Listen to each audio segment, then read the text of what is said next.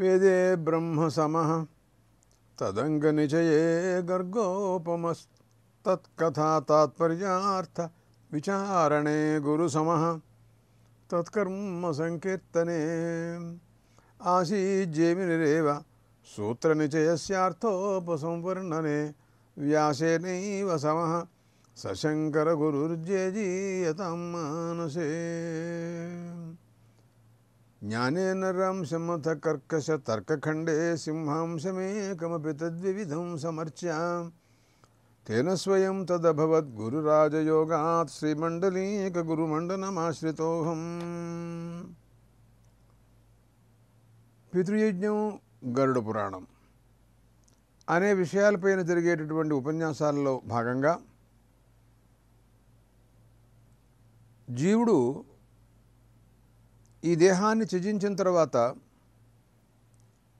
అతనిని యమభటులు ఎక్కడికి తీసుకువెడతారు, తర్వాత అటువంటి ప్రేతను ఉద్దేశించి వారి బంధువులు పుత్రులు కానీ పౌత్రులు కానీ ఆప్తులు కానీ ఇచ్చేటటువంటి పిండ ప్రదానాలు, తిలోదకాలు వగైరా వాట్లను గురించినటువంటి విచారణ జరుగుతోంది.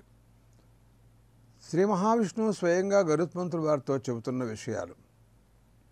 గరుడ అతో దజ్జాత్ స్వతఃపిండాన్ దినేషు దశసు ద్విజ. ఏమోయ్ గరుత్మంతుల వారా, 10 రోజుల తర్వాత, అంటే ఇతను ఈ జీవుడు శరీరాన్ని విడిచిపెట్టేసి వెళ్ళిపోయిన తర్వాత 10 రోజుల మధ్యలో కుమారులు కానీ వాళ్ళ ఆప్తులు కానీ పిండాన్ దినేషు ఇస్తూ ఉంటారయ్యా, ఇవ్వాలి. ఈ ప్రత్యాహం అన్నాడు. రోజును 10 రోజులును ఏదో ఒకరోజు కాదు, ఇచ్చినటువంటి పిండాన్ని 4గా విభాగం చేసి చతుర్భాగై విభజ్య చతుర్భాగై ఖగోత్తమ భాగద్వయంతు దేహస్య పుష్టిదం భూతపంచకే. అతనికి తర్వాత ఒక శరీరం ఏర్పడుతుంది. రాను రాను క్రమక్రమంగా రోజును శరీరం ఏర్పడుతోంది అంటే పంచభూతాలతోనే అని మనం అంగీకరించాలి. ఎందుకంటే పంచభూతాలు లేకుండా శరీరం ఎలా ఏర్పడుతుందండి? దానికి పుష్టినివ్వడం కోసం ఒక భాగం ఇవ్వవలసింది. ఆ తర్వాత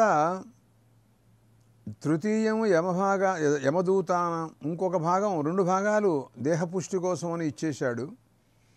ఒక భాగం యమదూతలు తీసుకువెడుతూ ఉండేవాళ్ళకండి. పాపం వాళ్ళు ఇక్కడి నుంచి కష్టపడి తీసుకెడుతున్నారు కదండి యమలోకంలోకి, వాళ్ళకు ఒక భాగం. చతుర్థం సోపజీవతి, జీవుడి కోసం ఇంకొక భాగం అని ఈ రకమైనటువంటి భావాలన్నీ కూడాను వారు మాట్లాడారు.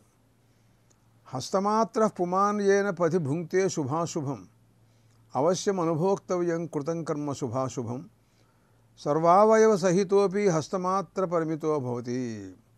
అంటే ఆ తర్వాత క్రమంగా అతనికి ఒక శరీరం ఏర్పడుతుందన్నమాట. ఆ శరీరంతో అతను చేసిన పుణ్యపాప కర్మలన్నింటినీ కూడాను అనుభవిస్తూ ఉంటాడు. మానవుడు ఎవరైనా తప్పదే.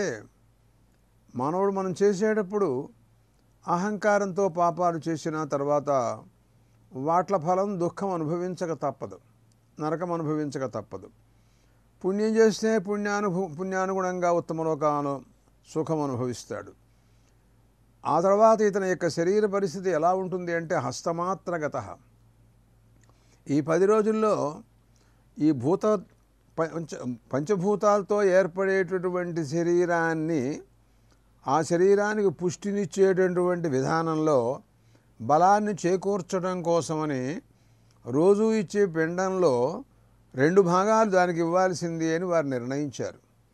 దాని ప్రకారంగా ఒకానొక పంచభూతాత్మకమైనటువంటి శరీరం అతనికి ఏర్పడుతుందన్నమాట. దానికి అర్థం అది ఎంత ఉంటుంది ఏమిటి అనే విషయంలో హస్తమాత్రం అంటే ముంజేయి దగ్గర నుంచి చేయి వేళ దాకా ఎంత పరిమితం, ఎంత ప్రమాణంగా ఉంటుందో అంత ప్రమాణమైనటువంటి శరీరంలో చాలా పొట్టిగా అన్నమాట దానికి అర్థం. ఇంతదాకా అనుభవించినటువంటి మానవ శరీరం చాలా బారాంటి శరీరం ఇది. అటువంటి దాంట్లో తర్వాత అనుభవించేటటువంటి అనుభవయోగ్యమైనటువంటి శరీరం చాలా చిన్నదిగా ఉంటుంది. అతని యొక్క హస్తం మూంజీ దగ్గర నుంచి వేళ్ల దాకా ఎంత ఉంటుందో అంతే. దాంతోనే వాళ్ళు నరకలోకంలో దుఃఖాలను కలగజేస్తున్నా కూడా ఆ శరీరానికి కలగజేస్తారు వాళ్ళు. ఆ శరీరంలోనే మళ్ళీ తిరిగి యథాప్రకారంగా ఇతనికి సంబంధించినటువంటి జ్ఞానేంద్రియ, కర్మేంద్రియ, ప్రాణాది పంచకాలని కూడాను ఆ శరీరంలోనికే ప్రవర్తిస్తాయి. ఆ శరీరంలోనే మనస్సు కూడా ఉంటుంది. ఆ మనస్సులోనే వీడు చేసినటువంటి పాప విశేషాలని కూడాను ఉంటాయి. దానికి అనుగుణంగానే వాళ్ళు ఇదంతా గ్రహిస్తారు. అక్కడ యమధర్మరాజు సర్వజ్ఞుడైన వీడు చేసినటువంటి పాపాలకి కొన్ని పుణ్యాలుంటాయి, పాపాలుంటాయి, మిశ్రమ కర్మలుంటాయి. వీట్ల ప్రకారంగా ఏమి నరకం ఇవ్వాలి, ఏమి ఇతనికి ఉత్తమ లోకాలు ఇవ్వాలి అనే నిర్ణయం ఆయన సర్వజ్ఞుడు, సమవర్తి అని బిరుదుంది. సమవర్తి పరేతరాట్ కృతాంతోయమునా భ్రాత అని అంటూ నిఘంటువుల్లో ఆయన గురించి సమవర్తి అని బిరుదిచ్చారండి. ఆయనకి పక్షపాతం అక్కడ ఉండదన్నమాట. ఎటువంటి వాడైనా సరే, ఎలాంటి వాడికైనా సరే ఆయన తగిన రీతిలో వాడు చేసినటువంటి కర్మానుగుణంగా వాళ్ళకి సుఖదుఖాలను కల్పించడంలో ఎప్పుడూ ఏమరపాటు లేకుండా ఉంటాడు. చిత్రగుప్తుడు కూడా సహాయం చేస్తూ ఉంటాడు. అవశ్యం అనుభోక్తవ్యం, తప్పించుకుందామంటే కుదిరేది కాదండోయ్. మానవలోకంలో అయితే పక్షపాతాలు ఉంటూ ఉంటాయి. వాడు దుర్మార్గుడై వాడిని జైల్లో పెట్టినా కూడా వాడిని మళ్ళీ బయటకు తీసుకొస్తూ ఉంటారు. అసలు కేసులు కూడా పెట్టరు, అనవసరంగా పెడతారు. అంతా పక్షపాతంగా నడుస్తూ ఉంటుంది మానవలోకం. కానీ అక్కడ యమధర్మరాజు సర్వజ్ఞుడు కనుక, ఆయన సమవర్తి కనుక, ఆ లోకంలో కూడా ఇలాంటి విధానాలు ఉంటే ఇంకా ఆ లోకం ఎందుకండి?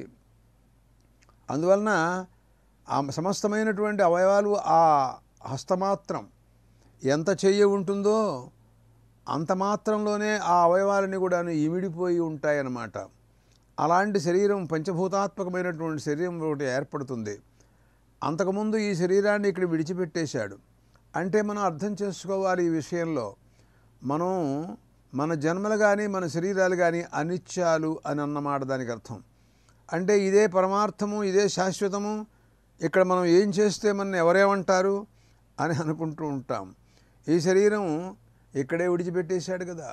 ఈ శరీరంతో ఇంకా పని లేదు. ఇది భస్మాంతకం శరీరం అని చెప్పింది ఈశావాస్యం.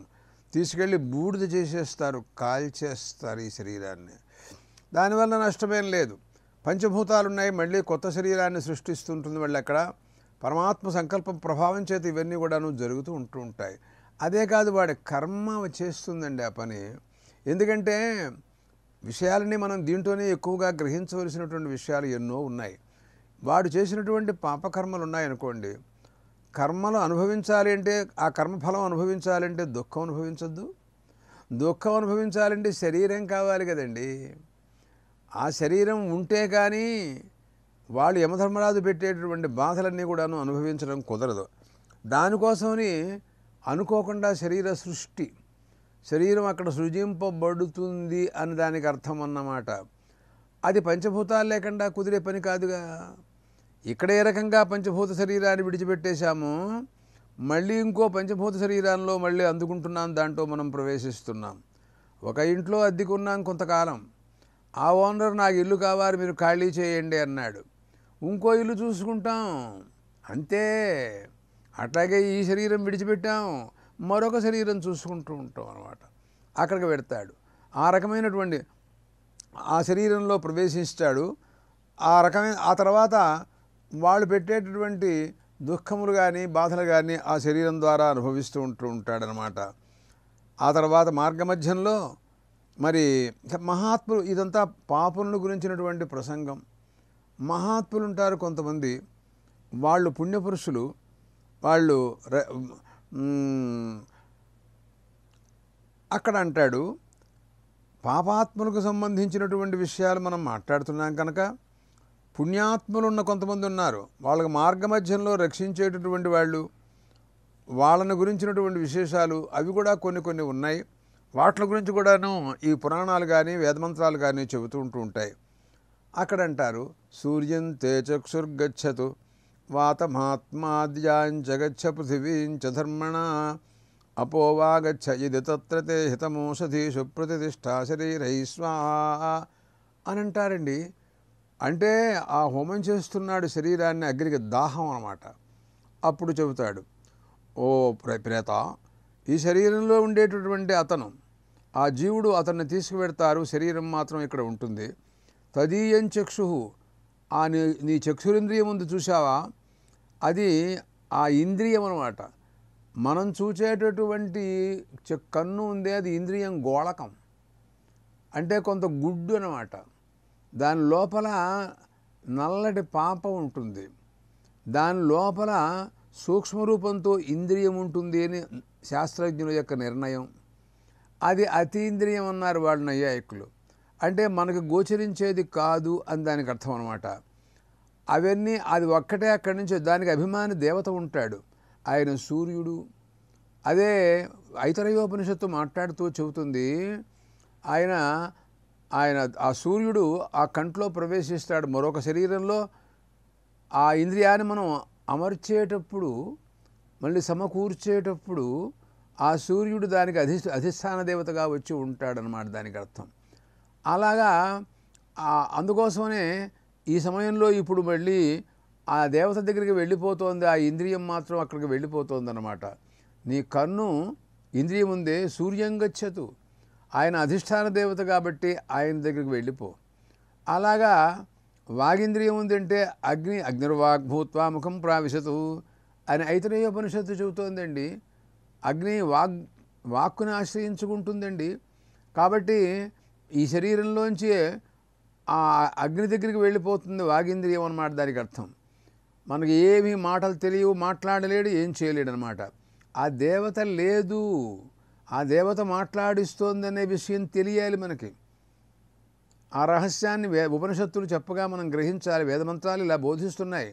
ఇది వేదమంత్రం, మంత్రాలు చెబుతున్న విషయం, నా సొంత మాటలకు కావు. అందువలన ఇవన్నీ కూడాను వెడుతున్నాయి అన్నమాట. అంటే ఆ ఇంద్రియాలకి ఆయా విషయాలు, చక్షురింద్రియానికి రూపం విషయం, శ్రోత్రేంద్రియానికి శబ్దం విషయం, రసనేంద్రియానికి రసం విషయం, వాగింద్రియానికి వాక్కు, త్వగింద్రియానికి స్పర్శ, ఇలా వాట్లకి అది గ్రహించే సామర్థ్యం వెళ్ళిపోతుంది అని దానికి అర్థం అనమాట. అంటే ఆ సామర్థ్యం లేకపోయిన తర్వాత ఉట్టి గుడ్డు ఉంటుంది. ఏం చేస్తుంది ఆ గుడ్డు? కంటి గుడ్డు. ఇంట్లో మనుషులు చాలామంది ఉండేవాళ్ళు, అందరూ ఖాళీ చేశారు. ఆ ఇల్లు ఎందుకండి, కిటికీలు పీకేశారు, దర్వాజాలు తీసేశారు, ముండిగా ఉంది ఆ ఇల్లు. ఏమిటి, ఎందుకు, దానివల్ల ఏం ఉపయోగం, ఏం చేసుకుంటావు ఆ ఇల్లు నువ్వు? అట్లాంటిదే మన శరీరం కూడా ఆ సమయంలో అలా అయిపోతుంది అన్నమాట, దానికి అర్థం అన్నమాట. అలాగే ఆత్మ అక్కడి నుంచి అంటాడు, సూర్యం తే చక్షుర్గచ్చతో వాతమాత్మాద్యాంచ గచ్చ పృథివీంచ ధర్మణ అని అంటాడండి. అంటే ఆత్మ ప్రాణ, ఆత్మ అంటే ప్రాణం అన్నమాట. ఆత్మశబ్దానికి ప్రాణం అని అర్థం చెబుతారు. ఏంటండి అంటే ప్రాణం, ఆత్మ ఎంత ముఖ్యమో ప్రాణం కూడా అంత ముఖ్యమే. ప్రాణం లేనిదే శరీరంలో జీవుడు లేడు, ప్రయోజనం లేదు కదా. అలాంటి ప్రాణం ఉందే అధ్యాత్మ పరిచ్ఛేదం. అంటే ఈ శరీరం లోపల ఇమిడి పరిమితంగా ఎంత శరీరం ఉంటే అంతలో తను నివసిస్తూ నాడులలో సంచరించి అతనికి బలమిస్తూ ఇంతకాలంగా 100 సంవత్సరాలు పోషించిందన్నమాట ఈ ప్రాణవాయువు. ఈ శరీరాన్ని ఆ రకంగా కాపాడింది. పాపం ఎంత ప్రయత్నం చేసిందో చూశారా. కానీ మనం ఏమనుకోవటం లేదు ఆ విషయం. మనం ఈ అధ్యాత్మ విద్యల గురించి మనం ఏం తెలుసుకోవటం లేదు. అసలు ఏం జరుగుతోందంటే ఏదో జరుగుతోంది, ఏదో జరిగిపోతుంది. అరే, ఈ మాత్రం విజ్ఞానం మనకి లేదే. కాబట్టి ఆ నాడులలో తను సంచరిస్తూ ఈ రకంగా శరీరాన్ని కాపాడినటువంటి శరీరం ఇది. ఆ రకంగా ఇప్పుడు ఈ రోజున నువ్వు బాహ్యమైనటువంటి వాయువులతో ఏకమైపో అని ప్రాణవాయువు కాస్త బాహ్యమైనటువంటి మహావాయువులో ఏకమైపోయిందన్నమాట, దానికి అర్థం. సూర్యం తే చక్షుర్గచ్చతు వాతమాత్మాద్యాంచ గచ్చ పృథివీంచ ధర్మణ. అలాగా తర్వాత మాట్లాడుతూ కూడా అంటారు, అంటే ధర్మణ అన్నాడండి. సుకృతేన పుణ్యేన తత్ఫలం భోక్తుం జులోకం భూలోకం వా గచ్చ. నువ్వు ఈ పైన నీ పుణ్యం ఉంది చూసారా, ఆ పుణ్యానికి అనుగుణంగా స్వర్గలోకంలోకి వెళ్ళాల్సి వస్తే స్వర్గలోకంలోకి వెళ్ళు. భూలోకంలో ఇంతకంటే ఉత్తమమైనటువంటి జన్మ పొందవలసి వస్తే ఆ ఉత్తమ లోకంలో ఉండు. మానవులు మహాత్ములు చాలామంది యోగీశ్వరులు ఉన్నారు, తపస్సు చేస్తూ ఉంటారు నిరంతరం, భగవత్ సాక్షాత్కారం కోసం ప్రయత్నాలు చేస్తూ ఉంటారు. మహాభాగవతోత్తములు ఉన్నాడు ధ్రువుడు, ఈ మహావిష్ణువు యొక్క అనుగ్రహం పరిపూర్ణంగా పొందాడు. అలాగే ప్రహ్లాదుడు ఎప్పుడు హరి హరి హరి హరి అంటూ ఉంటాడు. అలాంటి మహాభాగవతోత్తములు ఎంతమంది లేరండి. ఎన్నో జన్మల పుణ్యం చేసుకున్న వాళ్ళకి కానీ అటువంటి యోగం కలగదే. భగవంతుడి యందు భక్తి అనేటటువంటిది అనేక జన్మల పుణ్య విశేషం వల్ల కానీ కలగదు. మిగతా ఏదైనా అలాంటి భగవద్భక్తి అనేటటువంటిది చాలా గొప్పది. అలాంటివన్నీ కూడాను. కాబట్టి అపోవాగచ్చ యది తత్ర తే హితమోషధీషు ప్రతిష్ఠా శరీరై అని అంటున్నాడండి. అపోవాగచ్చ, నీళ్లలోకి నీళ్లున్నాయండి, లోపల శరీరంలో పంచభూతాలు, పంచభూతముల యొక్క సమ్మేళనం అండి. అంటే అంటే చక్షురాది ఇంద్రియములు ఉన్నాయి, అవి అధిష్టాతృ దేవతల దగ్గరికి వెళ్ళిపోవటమే. జులోకంలో కానీ మరో శరీరంలో కానీ అన్ని చోట్లకి వెళ్ళిపోతాయి అన్నమాట దానికి అర్థం. ఆ రకంగా నీకు ఎక్కడ సుఖంగా ఉంటుంది అని అనుకుంటావో, యది తత్ర తే హితమోషధీషు ప్రతిష్ఠా శరీరై స్వాహ, యది తత్ర తే హితం అని అన్నాడండి. నీకు ఎక్కడ బాగుంటుంది అనుకుంటావో, అంటే పుణ్యం చేసిన వాడిని గురించి మాట్లాడుతున్నాం మనం ఇప్పుడు, పాపం చేసేవాడిని గురించి కాదు. ఆ పాపుడు ప్రస్తుతం యమధర్మరాజు గారి భటుల చేతుల్లో స్వాధీనమై కిక్కిరిసి మాట్లాడకుండా కీయుకయ్యమనకుండా అక్కడ వాళ్ళ దగ్గర కూర్చుని ఉన్నాడు. వాడేం మాట్లాడటానికి వీల్లేదు, వాడు ఏడ్చినా ఏం జరిగినా అక్కడ జరిగేదేం లేదు వాడికి. కానీ జ్ఞానులు ఉన్నారు, మహాత్ములు పుణ్యపురుషులు ఉన్నారు, వాళ్ళకి స్వేచ్ఛ. ఇక్కడ చూడండి ఏమంటుందో, ఇది తత్రతే హితం అన్నాడండి. నీకు ఏది కావాలో చెప్పు, ఆ ప్రకారంగా ఉండుగానివి, దాని తగినటువంటి లోకాల్లో నేను పంపిస్తాం, అక్కడ ఏర్పాట్లన్నీ నీకు రెడీగా ఉంటాయి. ఏమి భాగ్యం అండి వాడిది.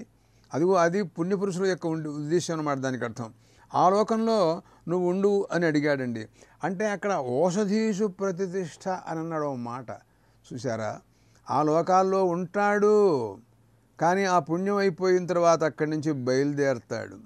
ఎక్కడికి వస్తాడు అని అంటే మళ్ళీ ఓషధులలో ప్రవేశిస్తాడండి. అంటే ధాన్యం, పెసలు, మెరుగులు, కూరలు, పండ్లు, అరేరే సంయోగించి సూక్ష్మాంశంతో అక్కడ ఉంటాడనమాట. అవన్నీ జీవులు ఉన్నటువంటి చోట్ల అవన్నీ ఆ వర్షధారల ద్వారా పడతాడు జీవుడు దాంట్లోంచి. ఆ వర్షధారలు అంటే నువ్వు ఏమనుకుంటున్నావు, ఉట్టి నీళ్ళు అనుకుంటున్నావా? కాదు, ఆ వర్షధారలోంచి జీవాంశములు దాంట్లోంచి భూలోకంలోకి వస్తాయన్నమాట. అబ్బా, సూక్ష్మాతి సూక్ష్మమైనటువంటి విజ్ఞానం అంతా కూడా చాందోగ్యోపనిషత్తు చెబుతుంది, ఈ రహస్యాలని కూడాను. దాని ద్వారా మళ్ళీ ఓషధుల్లో సంబంధించి దాంట్లో ప్రవేశించి ఉంటాడు. అది స్త్రీ పురుషులు తినగానే వాళ్ళు సంవత్సర కాలం మళ్ళీ వాళ్ళల్లో ఉంటారండి. మళ్ళీ తిరిగి బయటకు వస్తాడు. అరే తతో దుర్నిష్ప్రతతరం అనంటూ చాందోగ్యం వర్ణిస్తుంది. భాష్యకారుడు చెప్పినటువంటి విషయం వింటే అసలు ఆశ్చర్యం. అలాంటివన్నీ కూడా అన్నమాట. అందువలన ఈ రకమైనటువంటి ఆ చోట్లల్లో నువ్వు ఉండొచ్చు అని యోగ్యులైనటువంటి మహాత్ముల గురించినటువంటి వర్ణన దాంట్లో మనకి ఈ మంత్రంలో కనపడుతోంది. మనం ఆ స్థితిలోకి వెళ్ళాలి. అంటే ఒక పక్క నుంచేమో నీచమైనటువంటి జన్మలో పాపులు ఉన్నటువంటి వాళ్ళని గురించి వర్ణిస్తున్నాం, వెంటనే మళ్ళీ మహాత్ముల గురించి కూడా వర్ణిస్తున్నాం. ఏమంటే రెండు జోడించి చెబుతున్నావు నువ్వు. కేవలం పాపురుని గురించే ప్రసంగం ఉంది కదా గరుడ పురాణంలో, గరుత్మంతుల వారికే మహావిష్ణువు అదే చెబుతున్నారు కదా, మళ్ళీ నువ్వు ఈ పుణ్యపురుషుల్ని గురించి కూడా మధ్య మధ్యలో చెబుతున్నావు ఎందుకు అని నన్ను ఎవరైనా అడుగుతారు. అంటే నాకు ఆ గరుత్మంతుల వారు చెప్పినటువంటి శ్రీ మహావిష్ణువు చెప్పినటువంటి పాపులను గురించి విషయము తెలుసు. అదే పూర్తిగా మనం వర్ణిస్తూ ఉన్నాం అనుకోండి, ఒకప్పుడు కాకపోతే ఒకప్పుడు కూడా మనస్సుకి చలనం ఏర్పడుతూ ఉంటుంది, భయం వస్తుంది, ఎవరికైనా వస్తుంది, శ్రోతలకి వస్తుంది, వక్తకి ఏర్పడుతుంది అనమాట. అందుకోసమని మధ్యలో నేను ఏం చెబుతున్నాను అంటే పుణ్యపురుషుల గతిని గురించి కూడా చెబుతున్నాను. అదెందుకు అన్నట్లయితే ఇదిగో ఈ పాపులను గురించిన వర్ణన ఇలా హీనంగా కనపడుతోంది. ఎప్పటికైనా మనం అటువంటి మార్గంలో మనస్సును ప్రవేశపెట్టకుండా, మన మనస్సేనండి, మన ఏమో మనుష్యాణం కారణం బంధమోక్షయో అన్నాడు గీతాచార్యుడు. మన మనస్సు బంధానికి అదే కారణం, మోక్షానికి అదే కారణం. అదే విషయాసక్తమైనట్టయితే, జ్ఞాని కామక్రోధాది భూయిష్టమైనట్టయితే, అహంకార మమకారాలతో వ్యాప్తమైనట్టయితే, దాంట్లోంచి మనం బయటపడలేకపోయినట్లయితే అధోగతి, వాడికి ఉండే నరకంలోకంలోకి ప్రవేశిస్తాడు, అంతకంటే సందేహం లేదు. కానీ అదే మనస్సు ఆ కామక్రోధాది వియుక్తమై అంటే వేరైపోయి వాటి నుండి వీతరాగ అలాంటి వాడైపోయినట్టయితే సాక్షాత్తు పరమాత్మ స్వరూప సాక్షాత్కారాన్ని పొందడానికి అదే మనస్సు పనిచేస్తుందండి. ఒక్కటే మనస్సు, దాన్ని మనం ఉపయోగించుకోవడంలో ఉందన్నమాట. అలా ఉపయోగించుకుంటే అలా ఉంటుంది, ఇలా ఉపయోగించుకుంటే ఇలా ఉంటుంది. కాబట్టి రెండు రకాల మార్గాల గురించి మనం బోధిస్తున్నాం. ఎవరికి ఏ రకమైనటువంటి మార్గం కావాలనుకుంటారో ఆ మార్గంలో వాళ్ళు ప్రవర్తించాలి, ప్రయాణం చేయాలని నా అభిప్రాయం అన్నమాట. కానీ ఆ మౌఖ్యంతో నువ్వు ఏమైనా చెప్పు, ఎన్నైనా నేను వినను, నువ్వు చెప్పితే నేను వినను, నేను ఎంత అనుకుంటే అంతే, నేను మొండి కాబట్టి నాకు వేదాల మీద ఇష్టం లేదు, నువ్వు చెప్పినవి నాకు అనవసరం అని అనుకున్నవాడు అనుకోండి, వాడు అలాగే ఉంటాడు. దానికి నేనేం చేస్తానండి? కానీ కొంతమంది అయినా జ్ఞానుల గురించినటువంటి వర్ణన మనం చెప్పినప్పుడు అది ఉత్తమ లోకాల గురించి తీసుకెడుతుందని చెప్పినప్పుడు ఆ మార్గంలో కూడా ఒకవేళ కొంతమంది పెడతారేమో అని ఆశతో మాట్లాడుతూ ఉంటుంటాను అప్పుడప్పుడు కూడాను. వేరే అనుకోమోకండి, శ్రోతల గురించి నేను క్షమాపణ కోరుకుంటూ ఈ రకంగా మాట్లాడుతున్నాను. తర్వాత మాట్లాడుతూ అంటాడు, సూర్యం తే చక్షుర్గచ్చతు వాతమాత్మాద్యాంచ గచ్చ పృథివీంచ ధర్మణ అపోవా గచ్చ ఇది తత్ర తే హితమోషధేషు ప్రతిష్ఠా శరీరై అని ఈ రకంగా మాట్లాడాడండి. అసలు పురుషుని పుత్రుల గురించినటువంటి వర్ణన మహావిష్ణువు చెప్పిన మాటలు విన్నట్లయితే, గరుత్మంతుల వారు చెప్పిన మాటలు విన్నట్టయితే, పున్నాంనో నరకాత్రాయతైతి పుత్ర అన్నాడండి. పున్నామ నరకమును ఒకటి ఉంటుందిటండి బాబు. ఆ పున్నామ నరకం నుండి పుత్రుడు జీవుణ్ణి తండ్రిని రక్షిస్తాడట, ఆ నరకంలో పడవకుండా చేస్తాడు అని దానికి అర్థం అన్నమాట. అంటే వాడు జన్మిస్తే చాలు, పురుషుడు ఉన్న సంతానం ఉంటే చాలండి, అందుకోసమని అది చాలా గొప్పది అనే విషయాన్ని వాడు చెబుతూ ఉంటారు. అయితే ఇక్కడ మనం ఇంకొక రహస్యాన్ని గ్రహించాలి. వేదాంత శాస్త్రం కానీ ఎప్పుడు కూడాను ఈ విషయాలు మనం వేదార్థ విజ్ఞానాన్ని గురించి మనం విచారిస్తూ ఉండాలి. అది ఏం చెబుతాయి అంటే, ఓ మంత్రం ఉంది చూడండి, శతమిన్ను శరదు అంతి దేవా యత్రానశ్చక్రా జరసంతనూనాం పుత్రాసో యత్ర పితరో భవంతి మానో మధ్యారీరిషతాయుర్గంతో అని ఒక మంత్రం ఉందండి వేదాలలో. అక్కడ అంటాడు, శతమిన్ను శరదో అంతి దేవా, దేవతలతో మాట్లాడుతున్నాడండి. 100 సంవత్సరాల ఆయుర్భాగ్యం అండి మానవలోకంలో. శతమానం భవతి అన్నాం కదండి, 100 సంవత్సరాలు ఆయుర్భాగ్యం మనం పొందొచ్చు. కానీ చివరిలో ఎప్పటికైనా వార్ధక్యం రాక తప్పదు. యత్రానశ్చక్ర జరసంతనూనాం, శరీరం శిథిలమైపోతుంది, పటుత్వం తగ్గిపోతుంది, రక్తమాంసాదులు క్షీణిస్తాయి క్రమంగా. దాంచేత అతను ఏమీ చేసుకోలేనటువంటి దుస్థితిలో ఉంటాడు. పుత్రాసో యత్ర పితరో భవంతి, అప్పుడు వాడిని కాపాడేది వాళ్ళు ఎవరు అంటే పుత్రులే. వాళ్ళని అప్పుడు ఏమంటున్నాడు తెలుసా అండి, పితరో భవంతి అన్నాడండి, వాళ్ళని తల్లిదండ్రులు అన్నాడు అప్పుడు ఆ సమయంలో. అరే, కొడుకు తండ్రి అవుతున్నాడండి, ఆశ్చర్యం. ఆహా, అంటే ఎవరు కాపాడితే వాడే తండ్రి అండి. బాల్యంలో ఇంత పిల్లాడి దగ్గర నుంచి ఎత్తుకుని పెంచి పాలు పోసి నీళ్లు పెట్టి అన్నం పెట్టి పెద్దవాళ్ళని చేసి ఆ సమయాన వాడు పుత్రుడు, నేను తండ్రి. ఇప్పుడు నేను లేవలేని పరిస్థితుల్లో నాన్న ఇట్రా అని చేయిపుచ్చు తీసుకెడుతూ నాకు అన్నం పెట్టినటువంటి కొడుకు ఇప్పుడు నాకు తండ్రి, నేను కొడుకుని పుత్రునిగా ఉంటానన్నమాట. అంటే ఎవరు రక్షిస్తే వాడు తండ్రి, ఎవడు రక్షింపబడితే వాడు పుత్రుడు, అంతే. అసలు వేదాంత విచారం మరొకటి చెబుతుంది, తమేవ మాతాపితరువు జనయత అంటాడండి. జ్ఞానప్రదాత ఈ శరీరాన్ని తల్లిదండ్రులు ఇచ్చేవాళ్ళు ఉన్నారు ఒకళ్ళు. కానీ ఇంతకంటే ఈ శరీరాన్ని జాగ్రత్తగా సక్రమంగా జ్ఞానేంద్రియముల ద్వారా విషయాల్ని పరిశీలన చేసి వేదాంత విచార నిర్ణయం ప్రకారంగా మనస్సునికి ఏకాగ్రత సంపాదించి చెప్పేటటువంటి గురువు ఉన్నాడు చూశాడా, అదిగో అతను తండ్రి అంటే అన్నమాట. ప్రధానమైనటువంటి తండ్రి వాడే. ఎందుకంటే శరీరమాత్రాన్ని ఇవ్వటానికే తల్లిదండ్రులు కానీ జ్ఞానోపదేష్ట ఎవడైతే ఉంటాడో, అదే మా ఛాందోగ్యోపనిషత్తులో ఆయన నారద మహర్షి వచ్చి ఆయన సనత్ కుమార్ వారితో మాట్లాడతాడు. ఆయన అంటారు, నాకు ఎన్నో విజ్ఞానాలు చదువుకున్నాను కానీ నాకు జ్ఞానం లేదండి, తమ దగ్గర నేను జ్ఞానాన్ని తెలుసుకోవడం కోసం వచ్చాను అని అంటాడు. అంటే నువ్వేం చదువుకున్నావు ఏమిటి అని అడిగాడు. ఋగ్వేదం, భగవద్గీత, యజుర్వేదం, సామవేదం, వేదానాం వేదం, ఇతిహాసం, పురాణం, వైద్యకం. అబ్బో మహాసంకల్పం అంతా చెప్పాడండి ఆయన. ఆయనకి అన్ని విద్యలు వచ్చుట, కానీ సోహం భగవత్ శోచామి అన్నాడండి. ఇన్ని ఉన్నా కూడా నాకు శోకమోహాలు పోలేదన్నాడు. అప్పుడు ఆయన చెబుతూ అన్నారు, నాయనా ఇవన్నీ కూడా యద్వీకించ ఏతదధ్యగేష్ఠ నామైవైతతు, నువ్వు చదువుకుందంతా నామమాత్రమేనయ్యా, జ్ఞానం దీనివలన కలుగుతుంది అనుకోమోక, నామైవైతతు అన్నాడండి. అందువలన జ్ఞానం కలగాలి అంటే తరత శోకం ఆత్మవిత్తను ఉపదేశం చేశాడు. ఆత్మజ్ఞానం వల్లనే శోకమోహాలు పోవలసి ఉంటుంది, కానీ మరో మార్గం దీనికి లేదు అని అప్పుడు ఆయనకి అధ్యాత్మ విద్య బోధించాడని ఛాందోగ్యోపనిషత్తు మనకు చెబుతోంది. అటువంటి సనత్కుమారులు వారు ఉన్నారే, అదిగో ఆయన గురువు అంటే గురువు. ఎవరు బంధాన్ని నుండి విముక్తి తీసుకొచ్చి మళ్ళీ జన్మ లేకుండా శరీర సంబంధం లేకుండా మోక్షాన్ని ఇప్పించినటువంటి మహాజ్ఞానులు ఎవరైతే ఉంటారో వాళ్ళు కదా తండ్రి అంటే అసలు తండ్రి. కాబట్టి ఈ తండ్రి కుమారుడు అనేటటువంటి వ్యవస్థ చిత్రంగా కనపడుతోందన్నమాట. దానికి అర్థం బాల్యంలో మనం ఏ కుమారుడిని పోషించి తండ్రి అనిపించుకున్నామో అటువంటి కుమారుడే రేపొద్దున మనని రక్షిస్తూ వాడి చేతిలో మనం జీవిస్తూ ఉండడం అనేది ఏది జరుగుతోందో అప్పుడు వాడు తండ్రి, అప్పుడు మనం కుమారులు. తల్లకిందులైపోయింది పరిస్థితి, అంతే, ఇలాగే ఉంటుంది. అదే అంటోంది శృతి, పుశతమిన్ను శరదో అంతి దేవా యత్రానశ్చక్రా జరసంతనూనాం పుత్రాసో యత్ర పితరో భవంతి. కుమారులు తండ్రులు అవుతున్నారు, తండ్రులు కుమారులు అవుతున్నారు. ఏమిటయ్యా ఇది?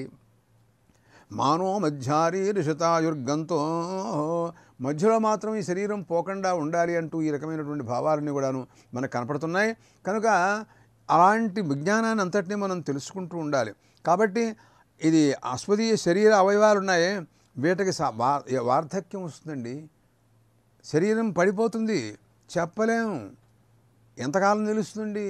ఏదైనా మనం వాడుకుంటూ యథా జీర్ణాన్ని వాసాంసి, భగవద్గీతలో గీతాచార్యుడు చెప్పాడు, చొక్కా, ఒక బట్ట, ఒక షర్టు, వాట్లతో దృష్టాంతంతో చెప్పాడు కృష్ణ పరమాత్మ. అది చినిగిపోతే తీసి మళ్ళీ ఇంకొక బట్ట వేసుకుంటున్నాం. అలాగే ఈ శరీరం ఇప్పుడు ఇక్కడ విడిచిపెట్టేశాడు భూలోకంలో. అతేతకం శరీరం భస్మాంతకం శరీరం అన్నాడు ఈశావాస్యంలో. దాన్ని భస్మాంతం అయిపోయింది అంతే ఆహారం. మళ్ళీ శరీరం ఇప్పుడు రెడీ తయారవుతోంది. 10 రోజులు దాంట్లో 2 భాగాలు, పిండంలో 2 భాగాలు దానికి అర్పిస్తున్నాడు పంచభూతాలకి. దాంతో కొత్తగా తయారవుతోంది. 10 రోజుల్లో కల్లా దాంట్లో అక్కడి నుంచి మన అవయవాలని మళ్ళీ మన ఇక్కడి నుంచి వెళ్ళినటువంటి సప్తదశకల లింగ శరీరం ఉంది కదా, దాంట్లో ప్రవేశపెడతారు. కొత్త ఇంట్లో ప్రవేశం, నూతన గృహ ప్రవేశం. సొంత ఇల్లు లేకపోతే అద్దె ఇల్లు తెలియదు. అసలు సొంత ఇల్లు లేదు మనకి, అన్నీ అద్దె ఇళ్ళే. అసలు మనకు సొంత ఇల్లు అంటూ లేదు, అన్నీ అద్దె కొంపలే. దాంట్లో పెడుతున్నా ఎంతకాలం దాంట్లో ఉంటామో తెలియదు. కొద్ది రోజులు, 1 సంవత్సర కాలం ఉంటాడు, ఆ తర్వాత మళ్ళీ మార్చేస్తారు.